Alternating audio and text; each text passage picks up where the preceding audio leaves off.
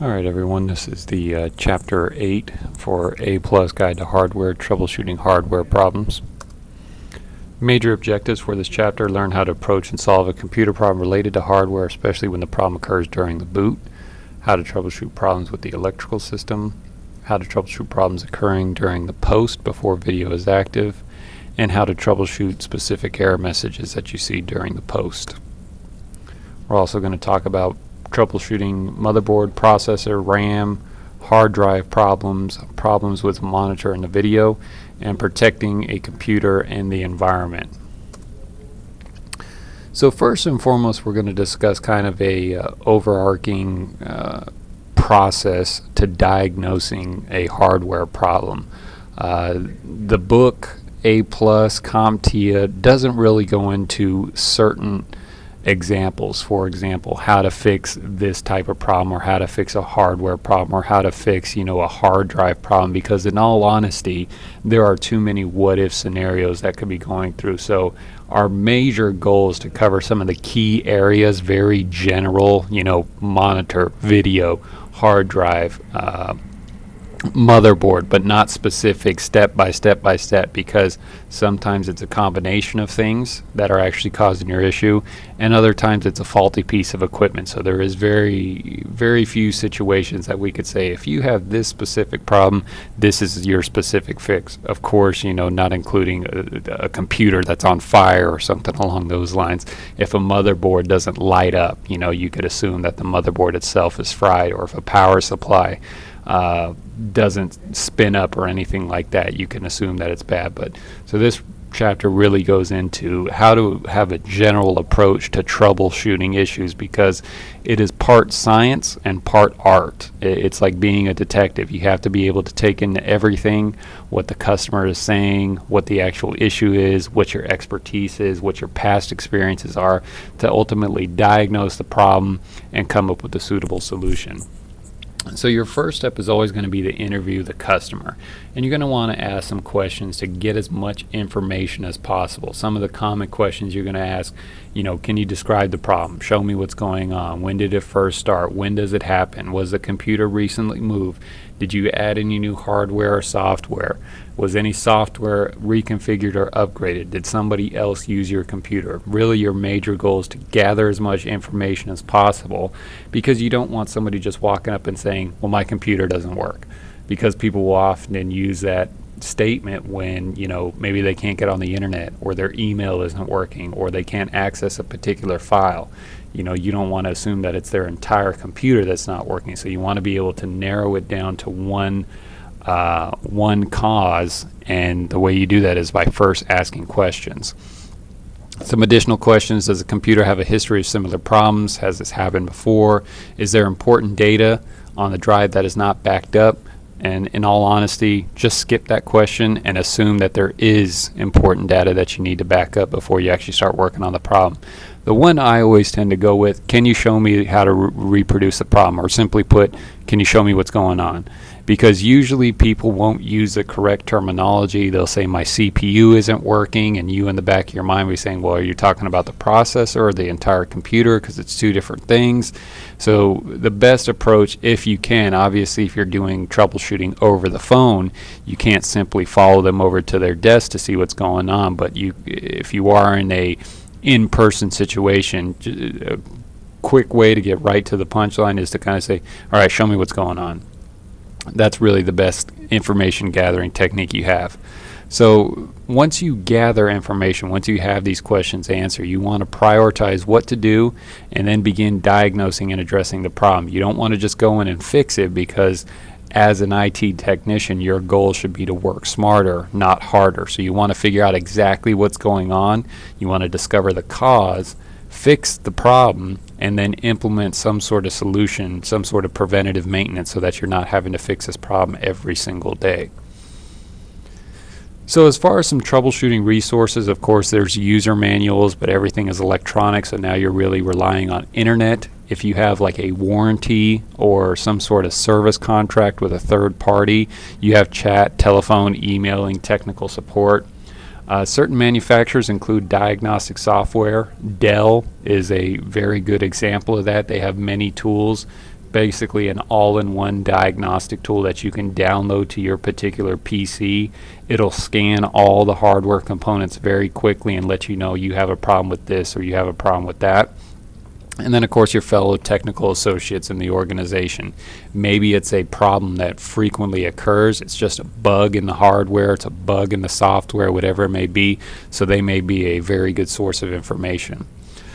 Ultimately, your goal is to develop a game plan on how to solve PC problems. So we have a flow chart here, kind of small, and it's basically a guide. Now, there is no end-all be-all troubleshooting approach. There isn't, we'll do this first and do that first, because each problem is unique, and some problems are a combination of issues. So there's very rarely, and if you do come across one that's here is step 1, here is step 2, here is step 3, I would take it with a grain of salt, because as you get into the field, you'll see that problems are not clear, cut, and dry as they are in this flow chart. But it does provide some good information. So, first and foremost, if we look at that very top one, does the PC boot to the Windows desktop with no errors? If it doesn't, then you've got some sort of maybe a boot problem, maybe there's an issue with the hard drive, could be hardware, maybe somebody erased the hard drive. But if it does, everything's good, and it's a software approach at the problem at that point in time, which is covered in the A+ software essential, so outside the scope of this course. So pretty safe to assume if there is a problem as it relates to this course, it's going to be some sort of hardware issue, maybe some sort of configuration. And then from there, you guys can see the different questions. Is the screen blank? Can you hear spinning drive fans or see lights? That lets you know, okay, well, maybe I've at least got power, so I can eliminate the power supply from this issue. Do you see an error message on the screen? The error messages are key. They will let you know, well, hard drive not detected, operating system not detected, RAM not detected. Can you hear a single beep during the boot?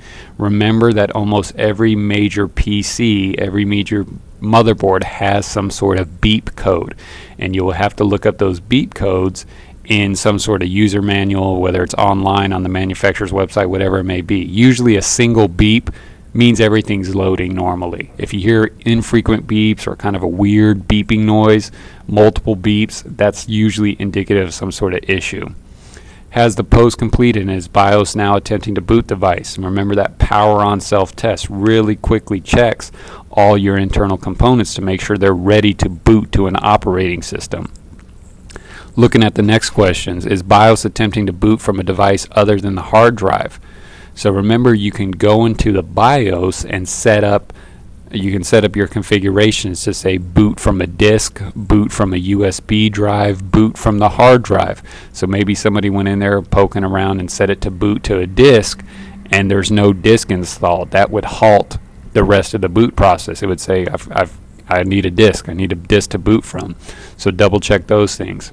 Does an error message indicate the system cannot find a boot device? That's usually indicative of some sort of hard drive problem, or maybe somebody erased the hard drive. It's a blank hard drive, brand new, nobody installed anything on it. So these are just some common things that you can kind of flow chart your way through and say, well, if it's not this, then it must be this. Well, if it's not that, then it must be this. And it gives you a way ultimately to create, if you can imagine a funnel, you start with this big problem, somebody saying, my computer doesn't work. And through your questioning process, hopefully you can narrow that funnel down all the way till you say, this is the cause of your problem, and then you implement the fix to that problem. So here are some of those scenarios, that you can kind of say, well, these are some things you can try. Of course, it's all dependent on the type of issue, the user, whatever it may be. So on a computer that is not booting properly, if the drive has important data on it, consider moving the drive to a working computer as a second drive. All we're saying with that is don't start poking and prodding around in these systems, because Newton's law, if something can go wrong, it will go wrong. You want to make sure that you're protecting data, because data is invaluable. If you're poking and prodding around, you're moving a hard drive, you might drop it, you might damage it, and now that drive is, not usable. You can't recover the data. So you want to make sure that you back it up, or at least remove it from the situation. No need to install the drive in a bay, just connect it with a data cable and power cable. Use Windows Explorer to copy files from a non-booting drive to the hard drive of the working computer. Return the drive to the original system and continue trying to solve the original problem. So what we're saying here is if you are having a boot issue, you want to recover that data, you want to save it to an alternate location before you start any sort of work. And this holds true for boot problems, video problems, motherboard problems, whatever it may be. So here's an example. Of course, this is totally dependent on the type of system you're working on, but we can see a post error message here. So if you look at the second line from the bottom, just above the press Control Alt Delete, it says a disk read error occurred. So during the post, it was attempting to read information from the disk, in this case the hard drive, and says, I can't read anything. Maybe somebody damaged the hard drive, they spilled coffee on it, whatever it may be. So for whatever reason, the motherboard cannot communicate with the drive, and since that's where usually the operating system is stored, this would prevent your system from booting up.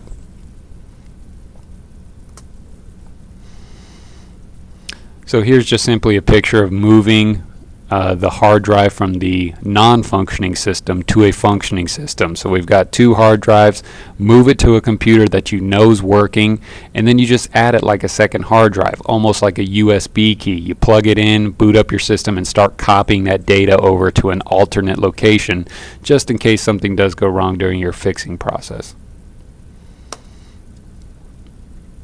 There are additional tools you can purchase. Here's an IDE to USB converter. Quickly enables you to copy information from one drive to another system without having to open up the case. All sorts of tools like this, mainly used to back up important data before you start working on a system. So as far as the electrical system, we're talking mainly the power supply in this case. So electrical problems can occur before or after the boot. Maybe your system doesn't turn on whatsoever, or everything starts to turn on, lights start blinking, hard drive starts spinning, and then it immediately dies. So it can be a consistent issue, happens every time after 5 minutes of working, or it can be intermittent. Maybe it works for 20 minutes, then it dies, then it doesn't boot up, then it works for 10 minutes, then it dies again. So some possible symptoms, some clues that let you know it's an electrical problem. The PC appears to be dead. No lights, no sounds, no noises, whatever it may be. The PC will lock up during booting. Error codes or beeps occur during booting. Smell burnt parts or odors. That's very, very, very bad situation. If components are actually catching on fire and melting, that's a very dangerous situation. PC powers down at unexpected times. It appears to be dead except you hear a whine coming from the power supply. So everything else is shut off except for a faint noise coming from the power supply itself. Try these simple things first. So if you smell any burnt part, don't turn the system on. So where there's smoke, there's usually fire. If an electrical component is burnt and actually to the point of producing some sort of odor or smoke, it's pretty much useless. Find up the burnt up part and replace it. If the power supply is whining, don't turn the system on. In this case, you want to open the case, look for a short, so maybe somebody clipped a wire from the power supply, or consider upgrading it. They do make power supply testers that you can check the voltage and the watts and those sorts of things to let you know if a power supply is in fact dying or otherwise damaged. Check the power cord connection. You'd be surprised how many times somebody trips over a cable or unplugs a component not realizing that it's their computer. Make sure the outlet is turned on. We've all seen those connectors that allow you to connect multiple devices to a power strip. They have that little on-off switch. Sometimes those get kicked or otherwise turned off. Make sure it's turned on. Any loose connections can impact the power supply and the electricity it's actually delivering to the components. Is the circuit breaker blown? Maybe there was a power outage, a brownout, a blackout, whatever it may be. Is the house circuit overloaded? Electrical systems can only take so much work before they eventually overload the circuit and it shuts down. Are all switches on the system turned on? Is it possible that the system is overheated? That's usually indicative of an intermittent power power issue. So if your system boots up for 5 minutes and then dies, then boots up for 10 minutes and then dies, that's usually letting you know that the system is overheating and it's turning itself off to prevent from damaging the components. Older computers might be affected by EMI. So if you have a lot of similar electronic devices in close proximity to each other, that can cause issue with the power supply. So one classic example is the fluorescent lighting or an electric fan. Those things work with the same type of frequencies. They draw a lot of power that can impact the power supply for your PC. Problems that come and go. These are going to be the more difficult ones. They don't have a frequent, set of circumstances of when they occur. You can't set a clock to it. Sometimes it works, sometimes it doesn't. Some symptoms of this intermittent problem would be computer stops or hangs for no reason, memory errors, data not being written correctly, the keyboard will stop working, the motherboard fails or is damaged, the power supply overheats, power supply fan whines and becomes noisy. So these are all types of intermittent problems. As far as power problems with the motherboard itself, so a short might occur if a motherboard component makes improper contact with the chassis. So remember, we have our case. Everything's supposed to fit in there nice and neatly.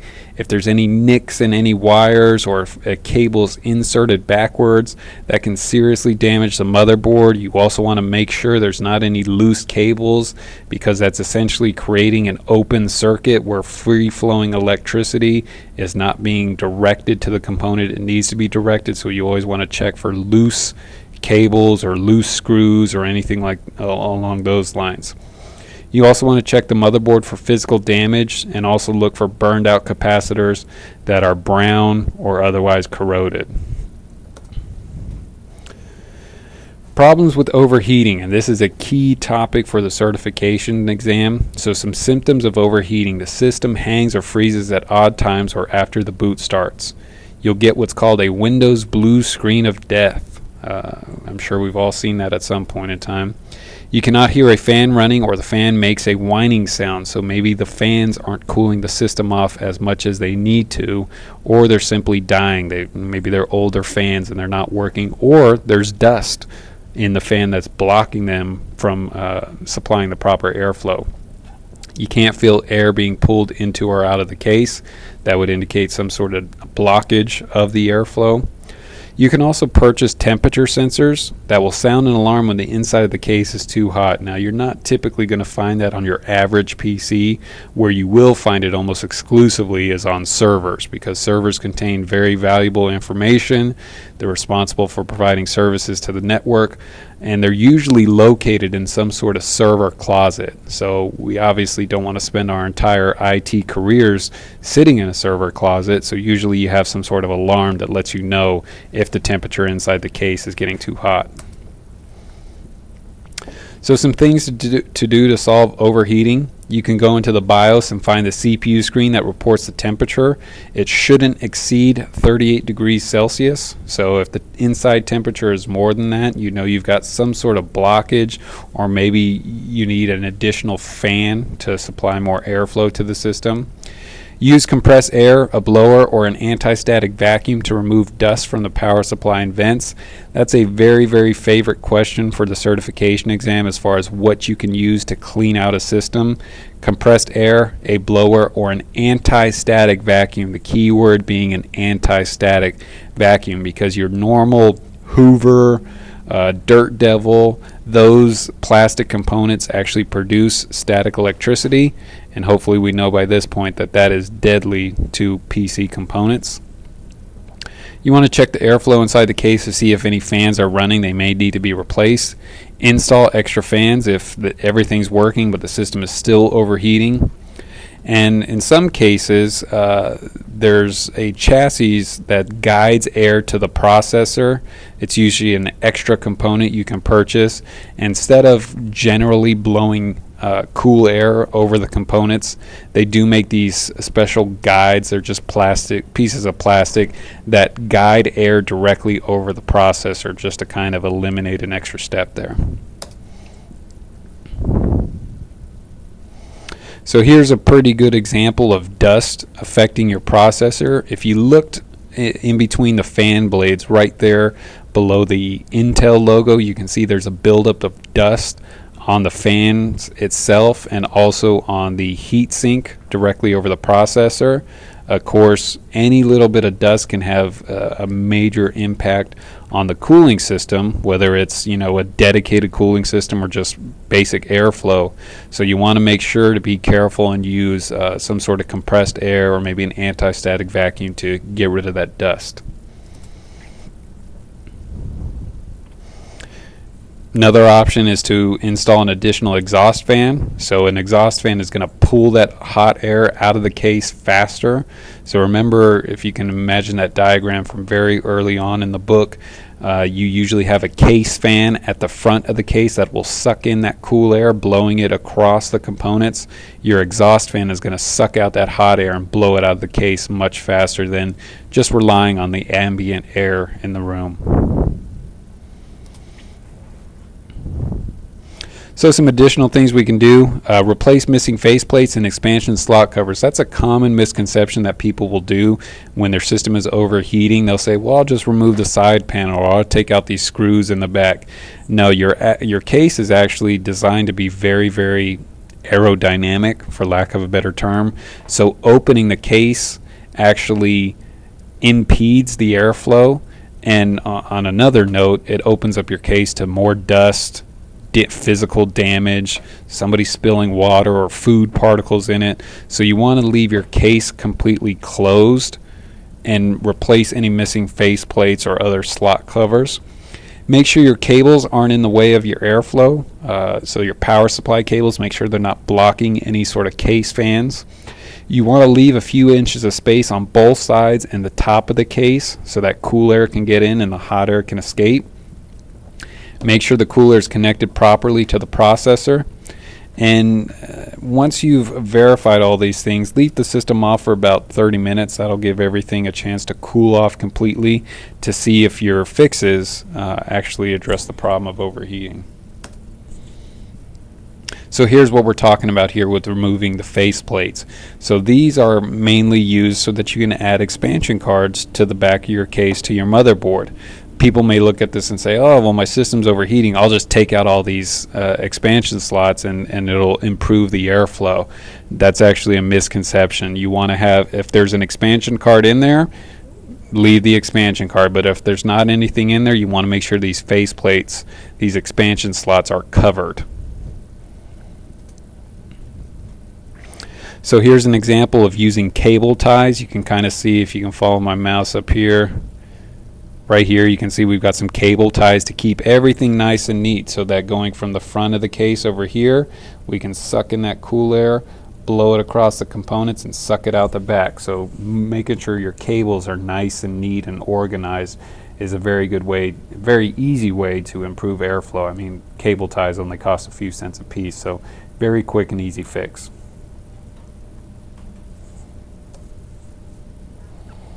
Some more problems with overheating, and if you haven't picked up on the trend already, overheating is a very common situation they're going to ask you to solve on the certification exam. So make sure you understand these last half dozen slides we've been talking about.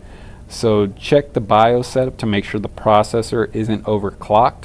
Remember, that's like pressing your foot on the gas pedal. Sure, you'll get to your point a lot faster, but you're going to burn up a lot more gas in the process. So just because your processor can run a little bit faster doesn't mean it should. It's going to produce more heat, and if you don't have additional cooling components, that's going to cause the system to overheat. Too many peripherals. So even though we have expansion cards, you know, sound cards, video cards, music cards, those sorts of things, make sure we want to leave enough room so that we're not overloading our case and blocking airflow.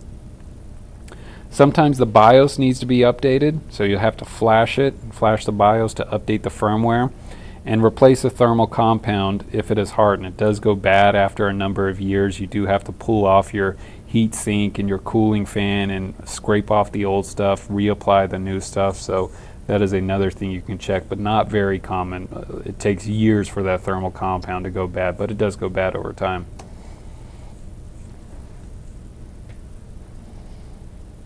So So here's two examples of good airflow and bad airflow. So if we're both looking at the front of the case, we can see where our power supply should fit.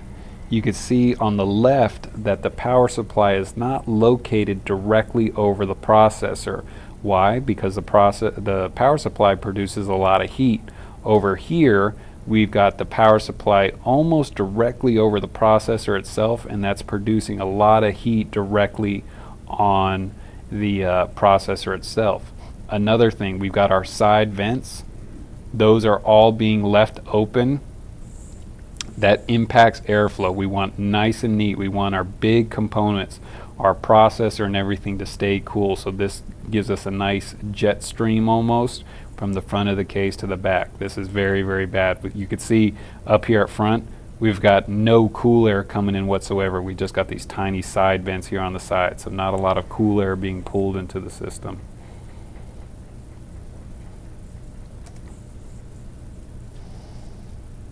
Most power supplies have vents on the bottom for better ventilation. Your cheaper ones will not. So once again, this is just another way to provide better airflow inside the case itself if you have a power supply that has vents on the bottom of it.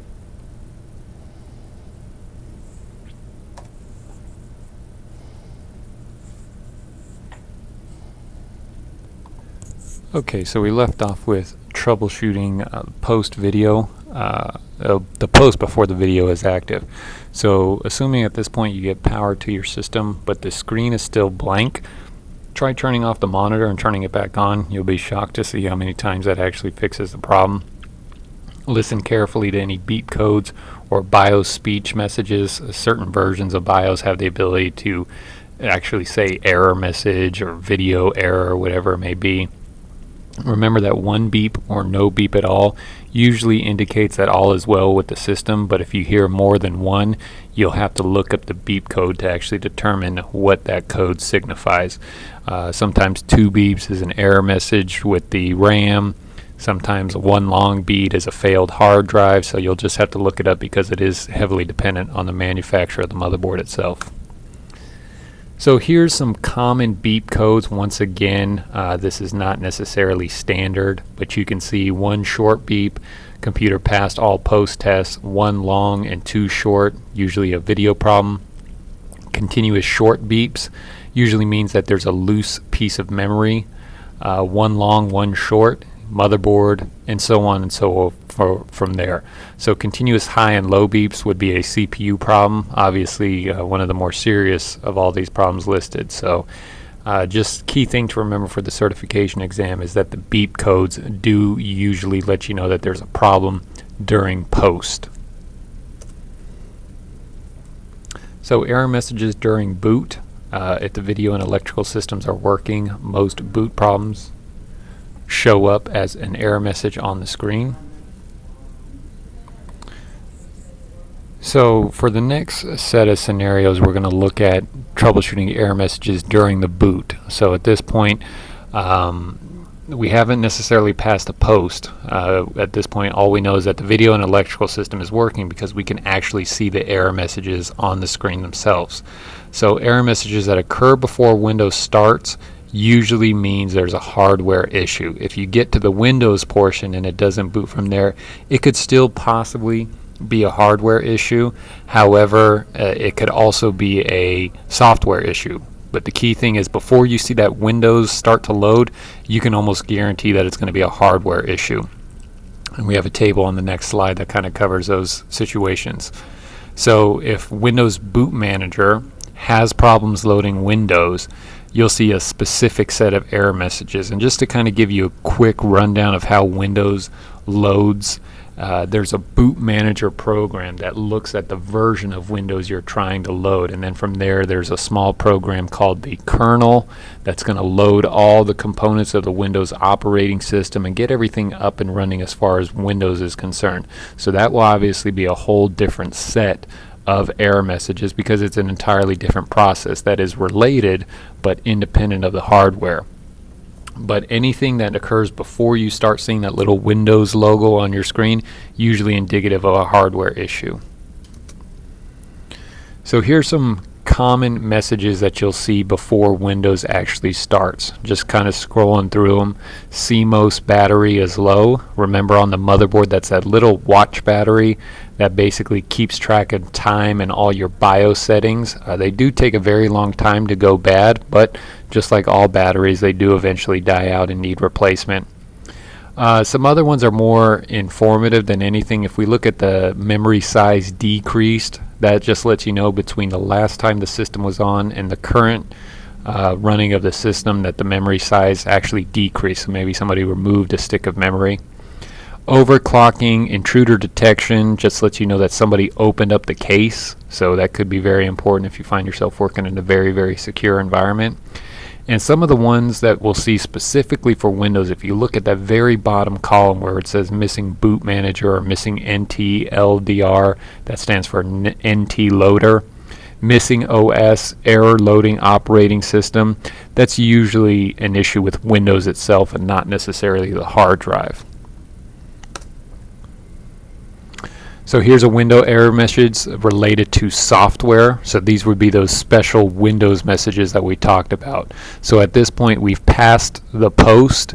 So the hardware, we can, I don't want to say is guaranteed to be good, but we've at least narrowed the problem down to the communication between Windows and the hardware. So it could still be hardware, but more than likely it's an issue with error itself. So if we look at this particular message, it says attempting to load a 64-bit application, however this CPU is not compatible with 64-bit mode.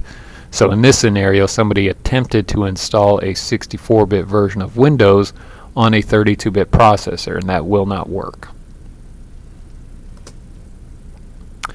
Moving on to the motherboard, processor, and RAM. So some symptoms. The system will begin to boot, but then powers down. Error messages, unstable system, hanging, freezing.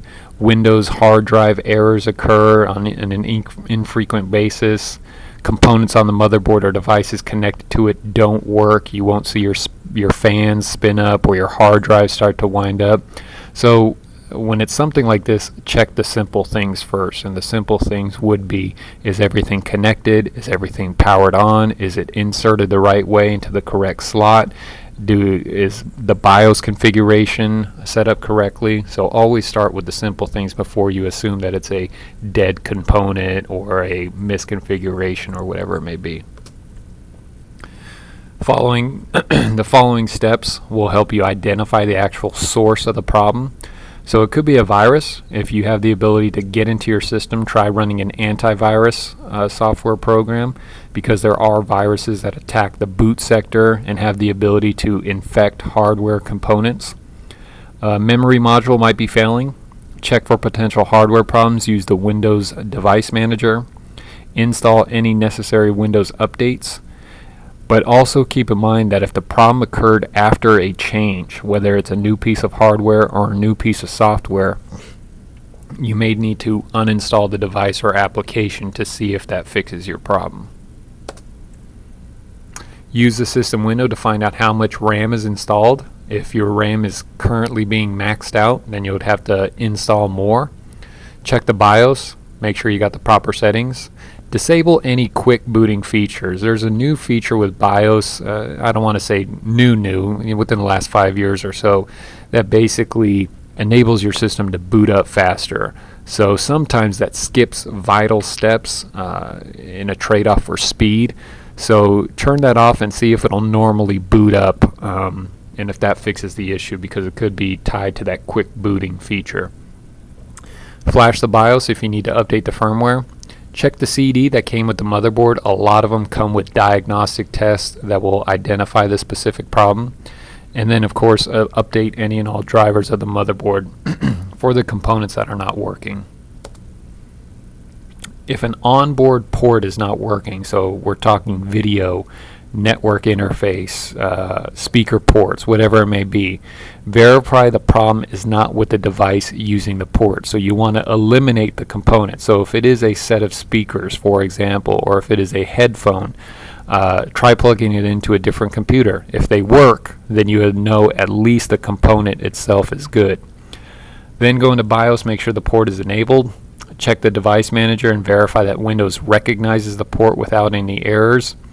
Install any drivers, use a loopback plug if you're testing the network port, and then try disabling the port in BIOS and using an expansion card if you have the option.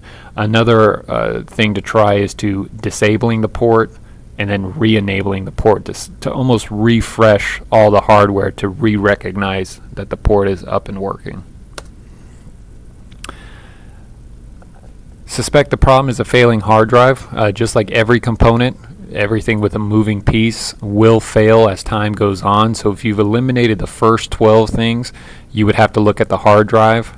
Also, you want to make sure it's not caused by overheating. Check the support section of websites and verify the installed processor is supported by the motherboard. So remember that everything has to be compatible with each other. Just because a processor fits doesn't necessarily mean that it's compatible with the motherboard you currently have. So problems with installation.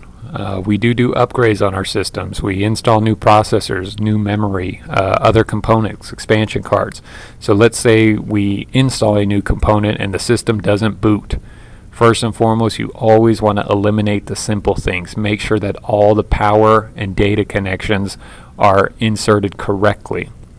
Open the case and verify the installation. Make sure it's in the right expansion slot.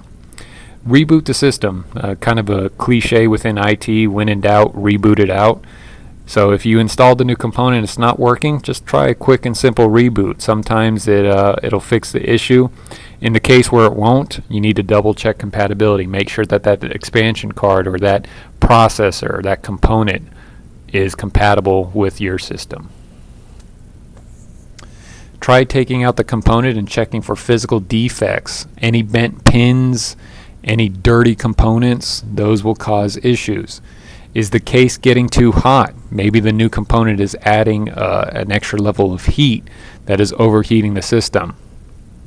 Clean out any of the connectors, blow out any dust, and when it comes to installing a new processor, you can always go back to your old one, flash the BIOS, and try the new processor again. So let's say you have a mid-level motherboard that supports 3 different processors. Let's say there's 3 different Intel processors, a low-grade one, a mid-grade one, and a high-grade one, an expensive one. And you want to go from low-grade to mid-grade. You install the new processor and it's not working whatsoever. Sometimes you have to update the BIOS in order to recognize new components. So in that scenario, reinstall your old one, update the BIOS, remove the old one, reinstall the new one, and it should be good to go.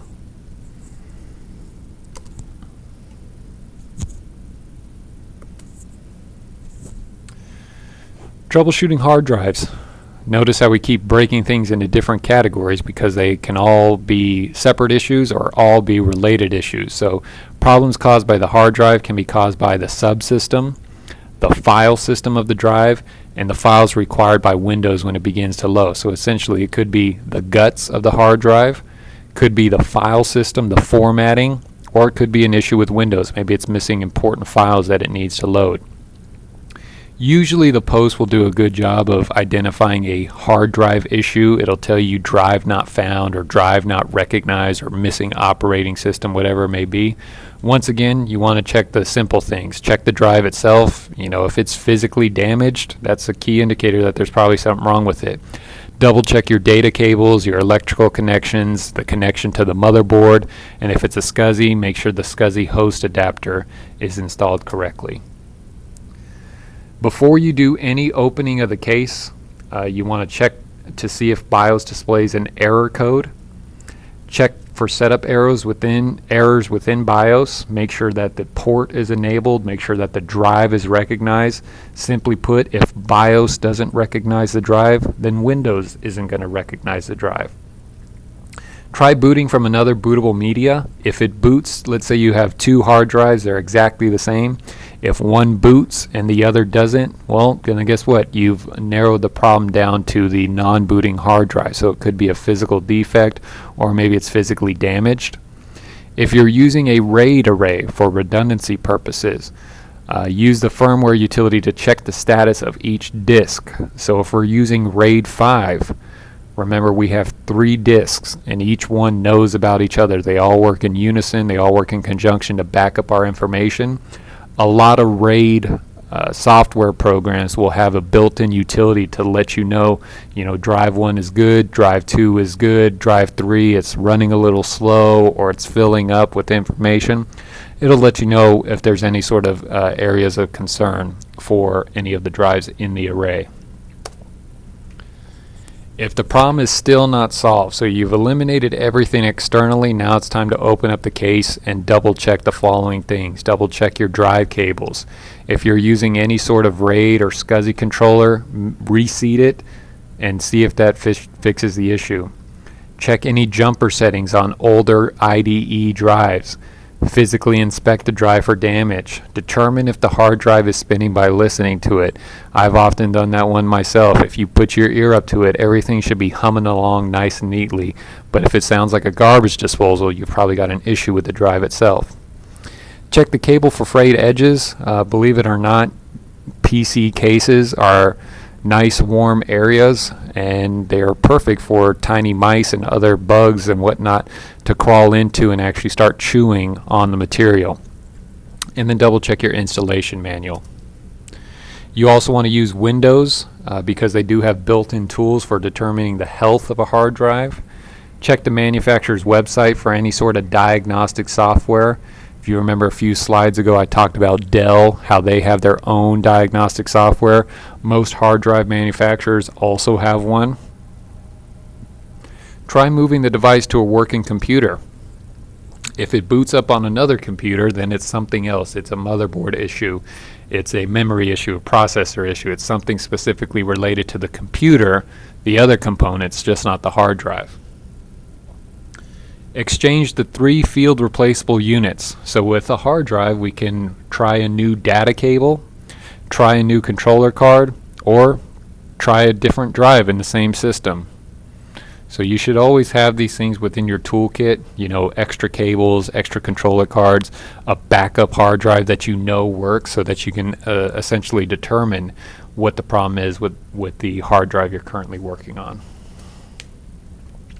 If your drive whines loudly, so if you hear that grinding noise, that garbage disposal noise, it's probably time to save your data and get a new drive. And also a bad power supply or bad motherboard, obviously, could cause a disk boot failure.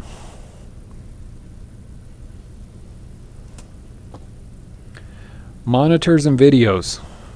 Once again, always start with the easy things. Double check your cable connections. Double check the contrast and the brightness. You also want to make sure it's turned on. I can't tell you how many people have called up and said, my computer doesn't work. And I'll ask them, is your monitor turned on? And then they just hang up the phone because they're obviously embarrassed because they didn't check those things. So always check the simple things when it comes to video. So a common scenario is that you'll see the monitor indicator light is not on and there's no image on the screen. So you verify that power, it's connected to the PC, but you're not getting any sort of activity. You want to ask yourself these questions. Double check the power cable. Double check that the monitor is turned on.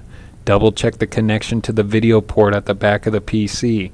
If all those things are working, try swapping it out. Try using a monitor that works and also a new monitor cable to determine if it's a problem with the cable itself or if it's also a problem with the monitor. So new scenario, the monitor indicator light is on, letting you know that there's power to it, but you still don't have any image on the screen. Once again, double check the video cables. Monitor the post.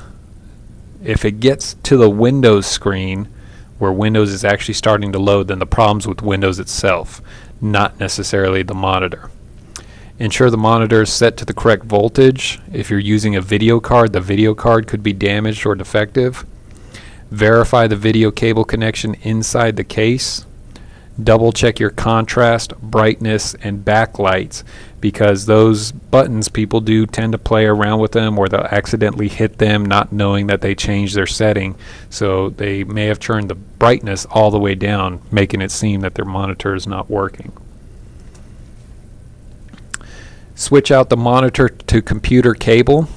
Test a monitor that you know is good on the computer that you suspect is bad.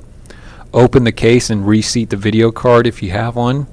Trade a good video for a suspected bad video card. Double check the RAM. Try using a backup expansion card. If you have an expansion card and you're trying to determine if the onboard port has malfunctioned, that's a good way to eliminate that from the equation. And then last but not least, try trading the motherboard for one you know is good. For notebook computers, obviously everything is packaged in one nice, neat, tiny case. Double check to make sure that the LCD switch is turned on.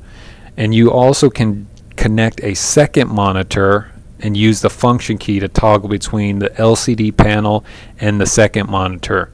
It's just kind of common knowledge within the IT industry that laptop monitors usually die out at about 3 years, usually in that 2 to 3 year time frame. If your laptop is that old, it's going to be about time that screen eventually dies out.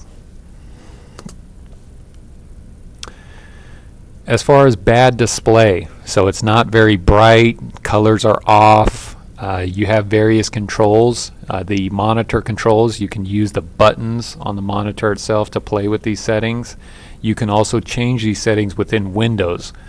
You can set the screen resolution, brightness, color, font size, whatever it may be. If you're still experiencing issues, check to see if there's a new driver specifically related to your video component.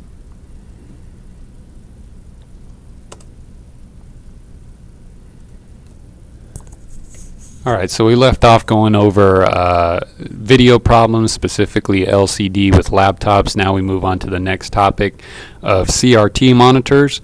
So remember, these are the older monitors that you'll see in movies. They're the big, giant TV screen looking ones with the big backs that you really don't come across too often anymore, but they are in graphics departments and those sorts of things, and they have their own unique set of characteristics as far as troubleshooting is concerned. So if the monitor flickers, has wavy lines, or distorted image, could be a poor cable connection, so you'll still see the screen, but it'll flicker, kind of jump around on you. Odd colored blotches or screen flicker. The screen shuts on and off very rapidly, or you'll see some blues where you should see some greens, and vice versa. Usually going to be caused by EMI. So speakers, telephones, fans, even things like pencil sharpeners can cause issues with these monitors. Use the degauss button to eliminate accumulated or stray magnetic fields. So if you want to think about these CRT monitors, behind the actual glass, it's almost like a big giant Etch-a-Sketch. There's just a bunch of magnetic shavings in there that actually produce the image we see. And just like an Etch-a-Sketch, when you're done with the picture, you need to shake it up to reset everything. That's essentially what the degauss button does. It gathers up all those extra magnetic fields, those electrical shavings, gathers them up in the corner and kind of out of the middle of the screen to improve your image. And that's just something you got to do regularly with these older monitors. Changing the refresh rate to the highest value supported. So if you have the refresh rate very, very low, you will actually see the screen refresh. It'll blink on and off very rapidly, but if you set it to a very low rate, you'll actually see it, and that can become annoying after a while. If you set it to the higher value, the highest value possible, it'll actually refresh faster than the human eye can process it, so you won't even notice it that it's doing it. And then finally, since these monitors are older technology, you might just have to consider purchasing a new monitor if you've tried everything else. Display settings make the screen unreadable. So return to standard VGA settings called VGA mode. Basically, every monitor has a built-in mode specifically for the standard default VGA settings. So if somebody's gone in, played around with the contrast, brightness, screen size, whatever, you can reset it back to this default VGA mode. So one of the ways you can do it is to reboot the system. Press F8 to go to the advanced boot options menu. Select Safe Mode.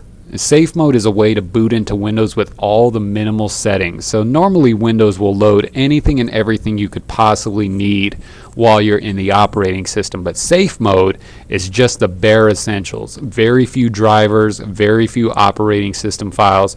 So booting into Safe Mode basically gives you the bare necessity of what you need to make system changes.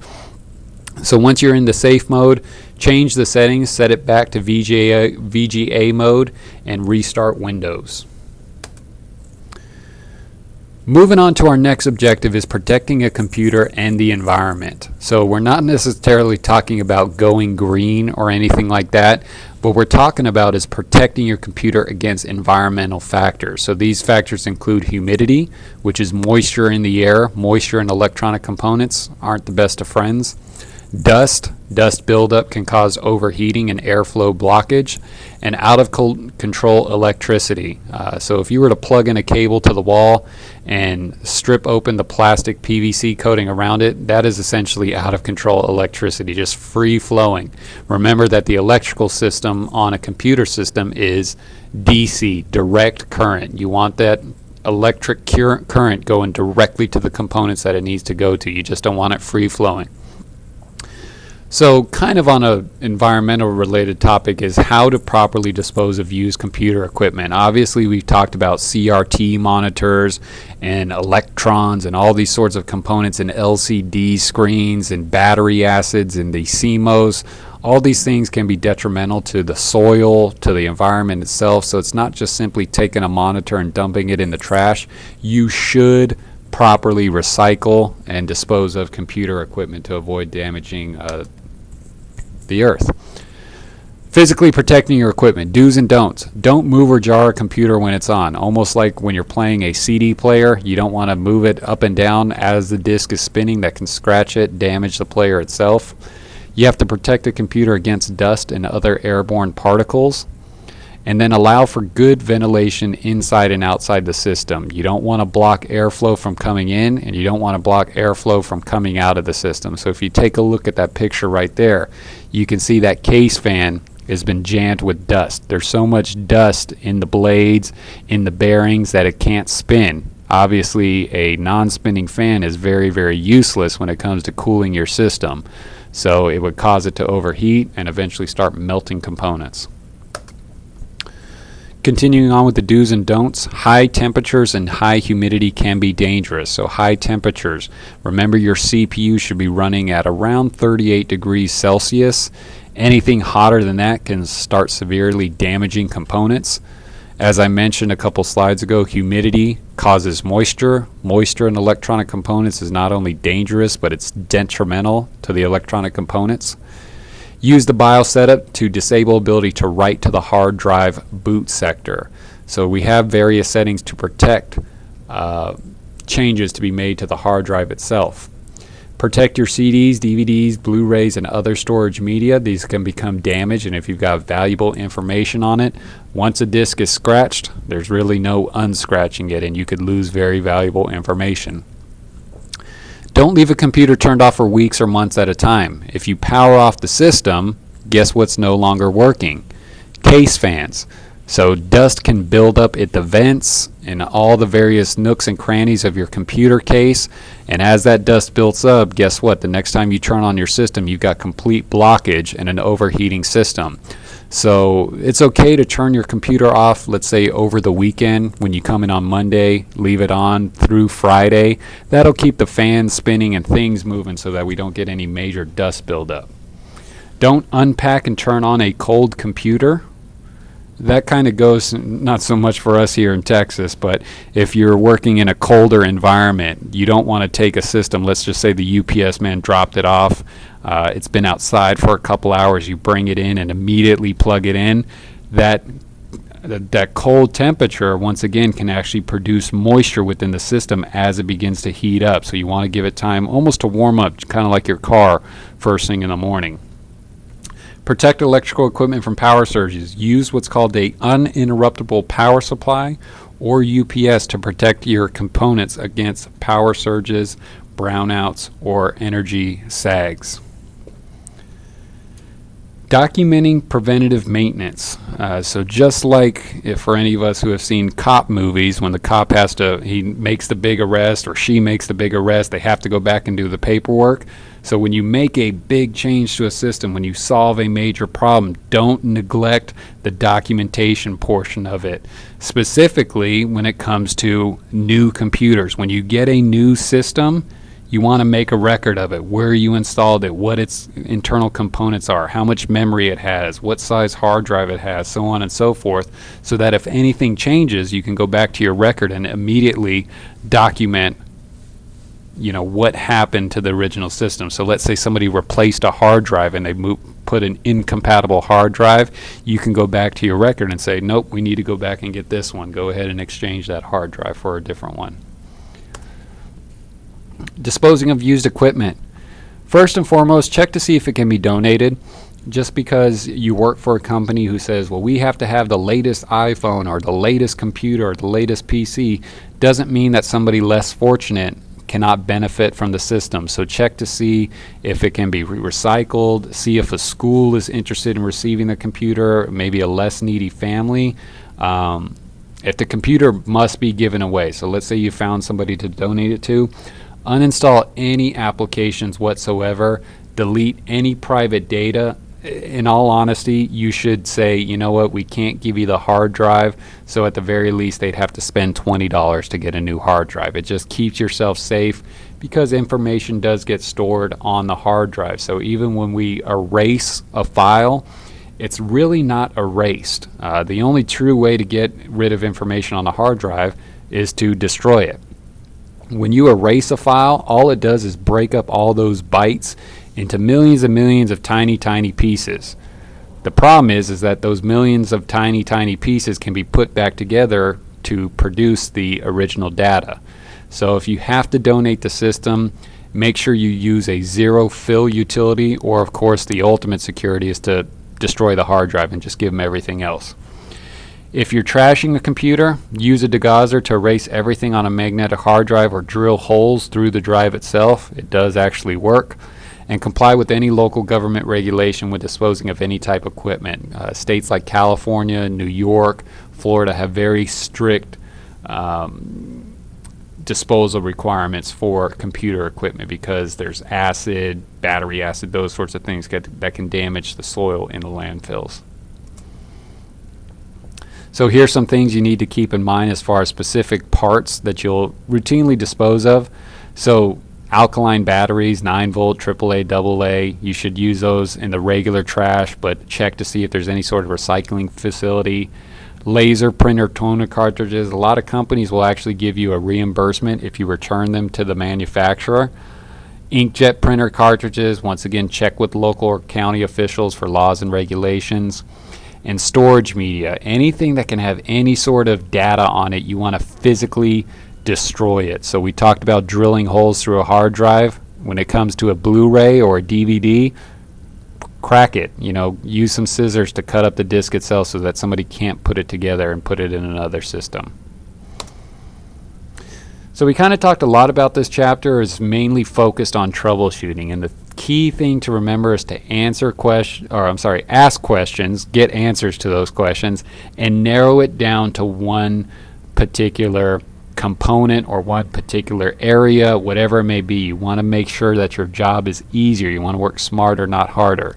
So you want to determine if the problem is caused by hardware or software. You want to listen for spinning fans and drives that'll let you know that the system is getting power.